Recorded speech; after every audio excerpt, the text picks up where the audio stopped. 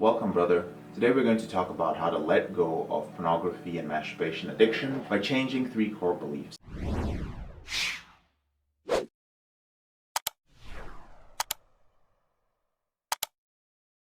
Now, are you struggling with the idea that you have to let go of porn and masturbation forever? And do you find it hard to stay consistent with quitting pornography and masturbation when that fear keeps coming up? Now, I've heard this time and time again from people in the Reboot community, and they say, JK, I don't know if I can go without sexual release forever.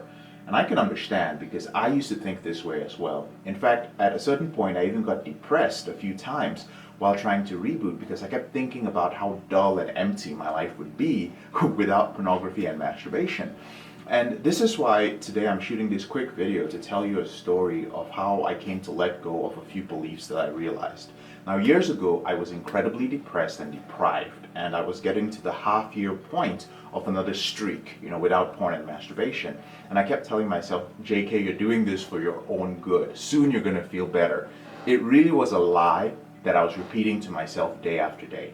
And then I finally had an aha moment, which forced me to change my belief. So I'm going to talk about those 3 beliefs that I realized over that period of a few months. Let's break it down real quick. So the first thing I realized was that I actually felt worse carrying the burden of staying off pornography than I did relapsing. That's the burden of being completely abstinent, staying completely away from pornography. Because think about it, when you're watching porn, right, at the very least, you're comfortable with that mediocrity, with that pain. Because it's a pain you're familiar with, right? You know that you could quit if you seriously put in the effort. But when you decide, you know what, I'm going to stay off pornography and masturbation forever and ever and ever, your unconscious mind realizes that you're choosing to suppress a natural healthy urge. And so you end up fighting it every single day. So things like the 12 steps and some other approaches emphasize that one day at a time philosophy, and I realized that it was just causing me so much suffering. So I let that go. The second thing I realized was that instead of focusing on the areas of life that you are medicating with pornography and masturbation, like loneliness, strong emotions, maybe some trauma from your past and so on, you end up focusing on just one thing, staying off porn and masturbation.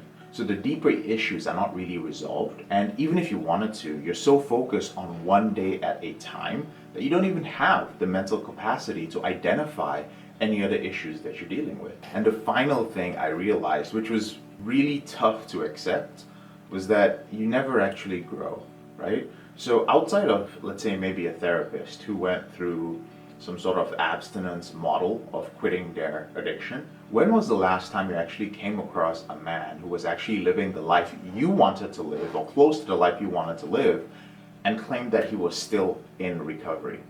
It's rare, because when you practice full abstinence, you're forced to live a lifestyle which justifies suppression of core human instincts. You should be learning how to control your behavior, develop coping strategies around strong emotions, discovering what your unresolved issues are, making pornography less relevant in your life, while changing your beliefs about masturbation, about sex, about women. Now, removing the pressure of slipping, removing the requirement of I must never masturbate, ironically helps you realize that masturbation isn't as important or as relevant as you've made it out to be. That's how you truly reboot and live a healthy, sexually fulfilling life. So as you can see, brother, the thought process that I needed to be abstinent from porn and masturbation forever was actually untrue. I'll always remember that day when I realized that I could end my porn and masturbation addiction without having to be abstinent from all sexual behavior outside of a committed relationship. So as you can see, brother, the thinking process that I needed to be abstinent forever was actually untrue. And I'll always be thankful for the process that I went through to realize that I could end my porn and masturbation addiction without having to be abstinent from all sexual behavior outside of sex with a committed partner the rest of my life. It actually freed me to live a richer, fuller life. And to further clarify, I have spoken about this a few days ago.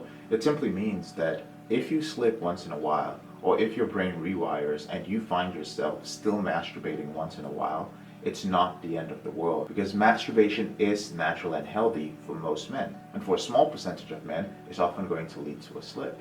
So you have to decide for yourself what sort of man you are when it comes to that behavior. But you can only decide that once you've been through the reboot process. I'm JK, your brother in this struggle. Thank you so much for taking the time to watch this video. And whenever you're ready, there are a few ways that I can help you end your addiction to pornography and masturbation. The first way is to grab a free copy of my ebook. It's the roadmap to ending your urges, breaking out of the relapse cycle, and living a porn-free life. And there's a link to download a free copy in the description below this video. The second way is to join the Porn Reboot Facebook group and connect with other business owners, executives, and high performers who are ending their behavior with pornography. And it's a Facebook community where smart professionals are learning to get more freedom and control and confidence with their sexual behavior. If you enjoyed the video, please don't forget to subscribe and share it with 3 men whom you feel might benefit from it. Have a wonderful day.